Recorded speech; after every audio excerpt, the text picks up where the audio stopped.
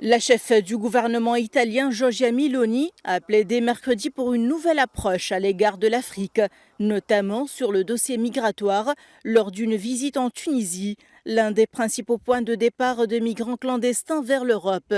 Meloni, qui effectuait sa 4e visite dans le pays en moins d'un an, a souligné dans son allocution les efforts de l'Italie pour encourager en parallèle l'immigration légale avec l'octroi prévu de 12 000 permis de séjour à des Tunisiens préalablement formés sur le territoire tunisien. La visite a été couronnée par la signature de 3 accords financiers visant à soutenir le budget général de l'État tunisien.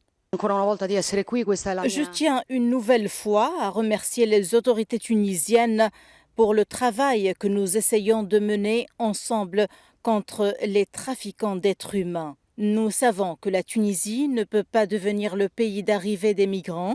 La coopération doit être renforcée dans ce domaine. En marge de la visite, des organisations de défense des droits de l'homme ont manifesté devant le siège de l'ambassade d'Italie en Tunisie. Ces organisations ont rejeté la visite de Giorgia Meloni et l'ont considérée comme une continuation de la pression européenne sur la Tunisie pour devenir un pays gardien de la Méditerranée. Selon des statistiques officielles italiennes, les arrivées clandestines de migrants en provenance de Tunisie, qui diminuaient depuis l'automne et jusqu'en début d'année, ont connu un rebond entre mi-mars et mi-avril, avec 5 587 migrants.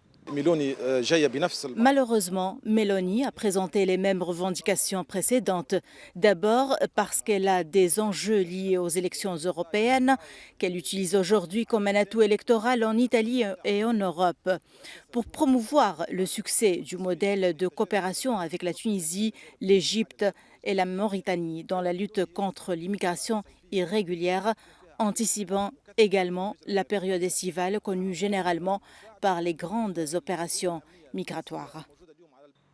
Quelques heures avant l'arrivée de Meloni, le président tunisien a pris les devants en réaffirmant dans une vidéo que la Tunisie ne tolérait pas d'être soumise à des décisions étrangères. Il a souligné que son pays ne consentirait ni à être utilisé comme une terre de transit pour les migrants, ni à devenir une destination pour les migrants illégaux cherchant à s'établir sur son territoire.